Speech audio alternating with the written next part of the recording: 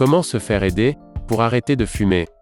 Vous avez une dépendance à la nicotine, et vous avez du mal à arrêter de fumer par la force de volonté, ou avec des aides telles que les patchs, les chewing-gums de nicotine, et d'autres solutions, mais elles sont inutiles et inefficaces. Malheureusement, vous n'êtes pas seul dans cette situation.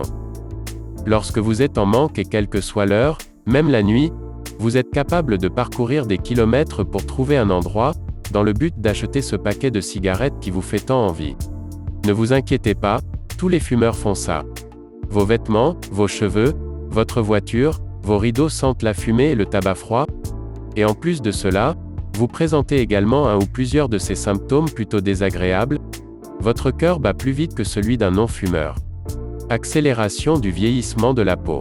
Difficultés dans les sports d'endurance. Rhume et grippe plus fréquents. Douleurs dans le bras gauche.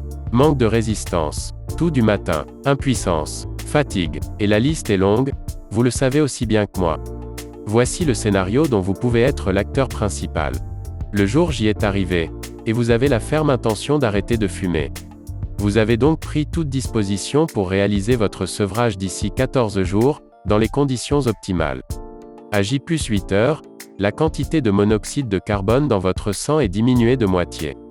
L'oxygénation de vos cellules est redevenue normale.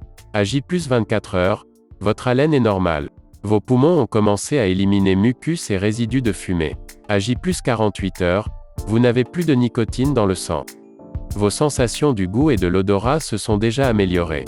À J+10 jours, les longues périodes sans tabac ne vous font plus peur.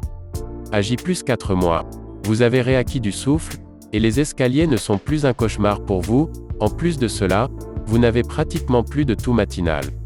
À J+1 an, votre risque d'accident vasculaire cérébral, AVC, devient équivalent à celui d'un non-fumeur. Vos artères et vos poumons se sont bien décrassés. De plus, si vous avez mis l'argent de chaque paquet de cigarettes de côté, vous avez de quoi vous payer de belles vacances.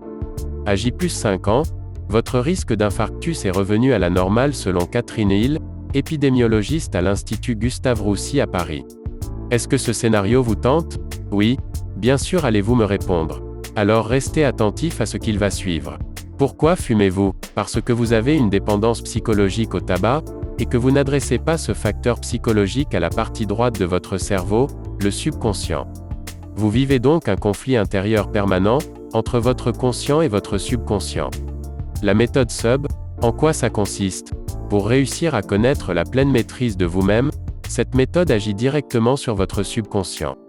En effet, les recherches les plus récentes le prouvent. Cette force sur laquelle votre volonté n'a pas de prise, c'est votre subconscient, le grand maître de votre vie affective, de votre santé, de votre réussite et de vos addictions, dont celle au tabac. Donc une façon d'arrêter facilement et définitivement de fumer, est d'adresser le problème directement au subconscient. C'est pourquoi la méthode proposée ici, est un moyen logique et facile d'arrêter de fumer. Elle va vous permettre de reprogrammer votre subconscient, et de résoudre définitivement votre conflit intérieur. Bien sûr, personne ne peut vous faire exécuter ce que vous ne voulez pas, mais si vous voulez vraiment arrêter, vous pouvez vous débarrasser de cette vieille habitude de fumer en un temps relativement court. La méthode SUB ne vous demande pas d'effort particulier, pas de médicaments, pas de déplacement, pas de marabout, pas de drogue, pas d'hypnose. Grâce à la méthode SUB, vous allez pouvoir diminuer, puis arrêter de fumer sans effort, une bonne fois pour toutes. D'où provient la méthode SUB? En 1951, le Dr Al Baker a commencé ses recherches sur les effets de la suggestion subliminale.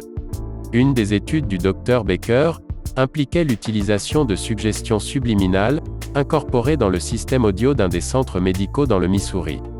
Ces recherches ont duré 7 mois, et ont produit des résultats spectaculaires.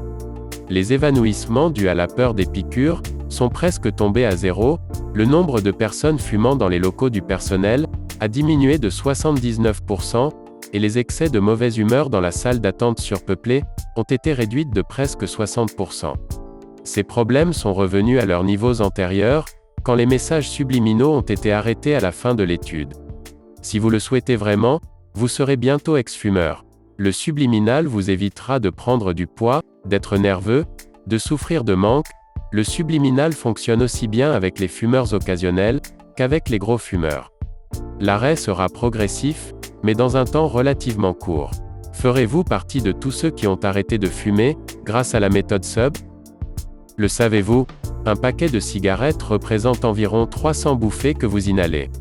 Qu'avec chacune de ces bouffées vous avalez aussi monoxyde de carbone, diméthylnitrosamine, dioxyde de carbone, acide cyanhydrique, polonium 210, ammoniac, naphthalène, cadmium, acroléine, uréthane, méthanol, acétone, nicotine, toluène, arsenic, pyrène, phénol, et bien d'autres encore. Une fois de plus, la liste est longue.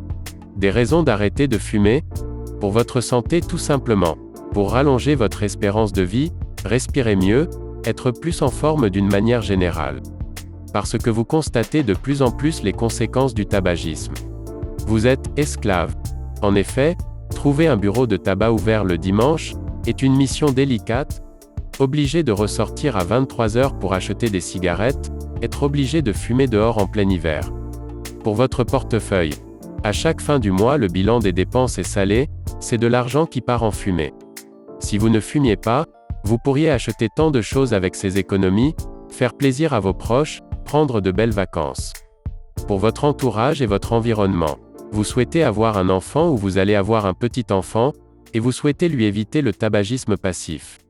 Et puis, le tabac c'est sale, ça pue, ça s'imprègne partout.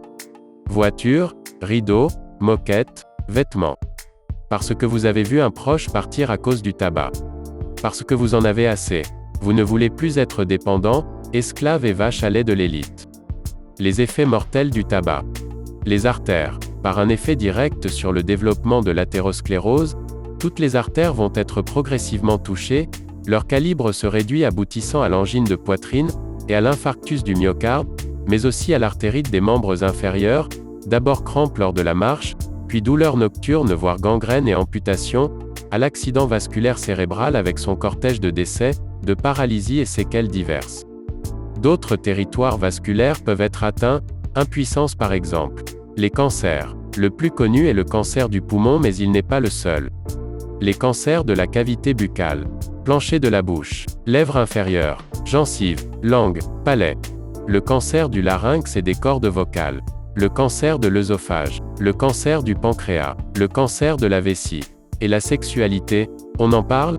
La sexualité masculine est altérée par le tabagisme. Le tabac, nocif pour les artères du cœur et du cerveau, l'est également pour celles du pénis. Fumer augmente les risques d'infarctus, d'accidents vasculaires et de troubles de l'érection.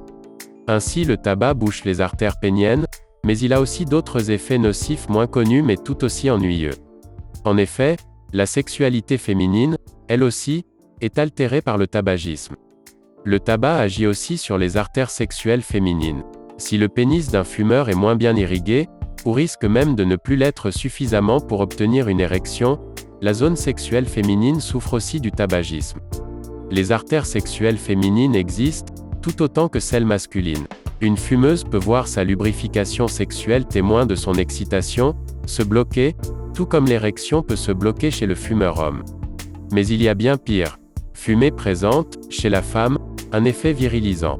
Les hormones féminines sexuelles ne sont pas en bon équilibre, quand le corps est intoxiqué par le tabac. C'est pour cette raison que la voix des fumeuses est grave. Ceci ne provient pas d'une irritation des cordes vocales, mais d'une virilisation par augmentation des hormones masculines. Maintenant la question que vous devez vous poser.